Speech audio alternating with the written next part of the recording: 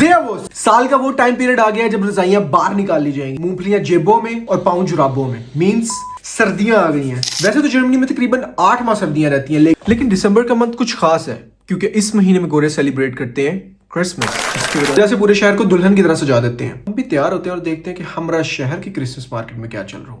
Let's go. बाहर तापमान हो रहा है तकरीबन 3 डिग्री सेल्सियस, लेकिन जाने से पहले फिट चेक हो जाए।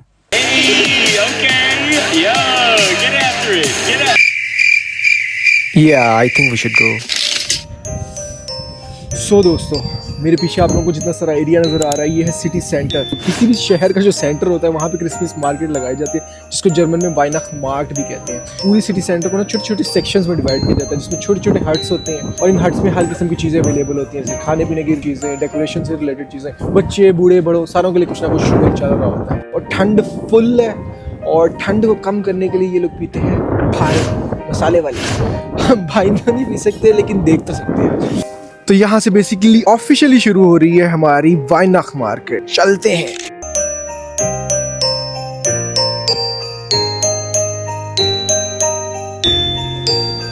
अच्छा, सब कुछ तो नहीं खा सकते यहाँ पे, कुछ कुछ चीजें जो सी हैं वो आप खा सकते हो, लेकिन पहले इंक्वायर करना होता है कि जिलेटिन तो नहीं है, अल्कोहल तो नहीं है। मैं आपको दिखाता हूँ क्या खा सकते हो अगर आप क्रिसमस मार्केट आओ कभी। ये मेरे ख्याल से बादाम शदाम है, स्ट्रॉबेरीज हैं, उनके वॉलनट्स वगैरह हैं, इनको भी चॉकलेट कोटेड किया, तो ये चीजें आप खा सकते हो। Entschuldigung, meine Frage, die sind ohne Gelatin, oder? या। तो आंटी से पूछे, आंटी ने कहा जिलेटिन नहीं है, हलाल है, लेकिन पैसे भी नहीं है। तो अगले स्टॉल पे चलते हैं। अगले स्टॉल पर हमने लकड़ का कुकर देखा। ये 1200 का कुकर ना आसान देता था ना अंडे। खास रिश्तेदारों से ताल्लुक मजबूत करने के लिए बोटियां फिसलने वाली डोई खरीदी। टोपियां ही टोपियां। ये वो सब टोपियां हैं जो हम पाकिस्तानी एक दूसरे को पहनाते हैं। लग रहा हूँ कि नहीं फिर जेम्स बॉन्ड। अचानक नजर पड़ी कीमत पर। 34 यूरो की। देखो भाइयों, बात ये नहीं थी कि टोपी महंगी थी, जेम्स बॉन्ड को टोपी पसंद नहीं आई।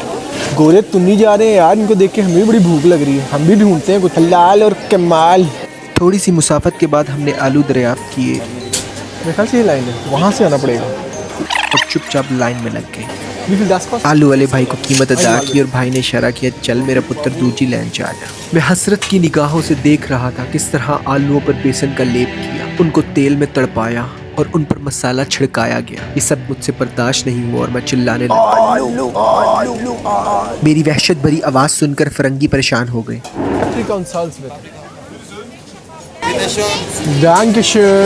ये आलू की इतनी सी स्टिक 6 यूरो की, 1800 रुपए का। पाकिस्तान में 1800 के 5-6 किलो आलू आए थे। जुल्म है। अपने साथ हुई हुई जुल्म की दास्तां को भुलाकर मैं केले की दुकान पर पहुंचा।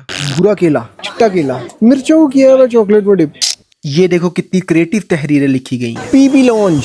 Maybe after first day of marriage. Google की जरूरत नहीं, मेरे बंदे को सब कुछ पता है। लो भाई, सस्ते और पायेदार भांडे आ गए। ये जो आपको प्लेट टाइप चीजें नजर आ रही है सारी, ये बेसिकली ग्रेडर है। आप चीज, लहसुन वगैरह से ग्रेड कर सकते हो। लकड़ी के इस बाजार में मुझे अंकल भी लकड़ी के मालूम हुए। ये छोटा सा कच्चू कुमा 10 यूरो का, ये मेंढक 14 का। अपने बजट को देखते हुए हमने सारी चीजों को छोड़ा और सोचा 50 सेंट का चुपा चुप्स खरीद लें। मैं चुपा चुप खरीदने ही वाला था कि अचानक करीबी इमारत से रोशनियों का नुज़ूल हुआ। उन रोशनियों में उभरती हुई खूबसूरत महिलाएं अपनी पुरकशिश आवाज से लोगों को अपनी तरफ मुतवज्जा करने लगी। इस मदहोशी के आलम में मैंने अपने आप को झंझोड़ा और सोचा दुनिया को एक सबक दिया जाए। ठंड ठंड ठंड। इनका शुगल मेला भाई 3-4 हफ्ते चलेगा। अच्छा, मैं एक चीज नोटिस कर रहा था, यहाँ पे जितने भी स्टॉल्स है ना, एवरेज कमाने वाले बंदे की एक्सेसिबिलिटी है। मींस 1-1.5 यूरो खर्च करके वो कोई ना कोई चीज खरीद सकता है। जब हमारे वहाँ पे ईद का मौका या इवेंट्स आते हैं, चीजें सारी महंगी कर देते हैं। रमजान हो तो फल महंगे, ईद हो तो गोश्त महंगा, जो कि थोड़ा सा यार पेनफुल है और सोरोफुल है। सो बेसिकली भाई कहना ये चाह रहे हैं, छोटी छोटी खुशियां बगैर क्लास डिफरेंशिएशन के हर इंसान के नसीब में होनी चाहिए। दुनिया को मुफीद सबक देने के बाद ये 6 फुट मनफी 4 इंच का नौजवान 7-7 फुट के फरंगियों को ललकारते हुए आगे बढ़ा। ओ भाई आराम से। थोड़ा ही आगे बढ़े थे तो देखा रिहाना की बहन रिजवाना ने महफिल मौसीकी जमा रखी थी।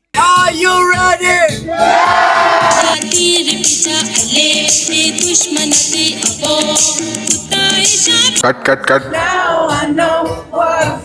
रिजवाना की सुरों की ताल पर ऐसे नाचे कि खाया पिया सब हजम हो गया और भूख दोबारा से जाग उठी। खुराक की तलाश में खरामा खरामा चलते हुए एक और झोंपड़ी में पहुंचे। भाई से कीमत पूछी, बची खुची सारी आमदनी उसको दे दी। Danke schön. ओए गिर गया नीचे गिरा।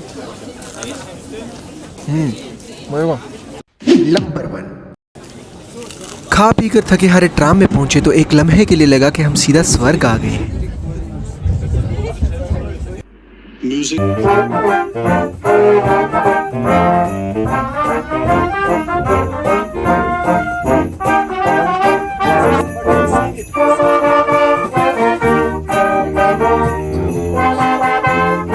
दोस्तों इसी के साथ होता है आज के ब्लॉग का इख्तिताम। चैनल को सब्सक्राइब करना नहीं भूलना और एंड पर एक रसीली चुम्मी आप सबके लिए। बाय।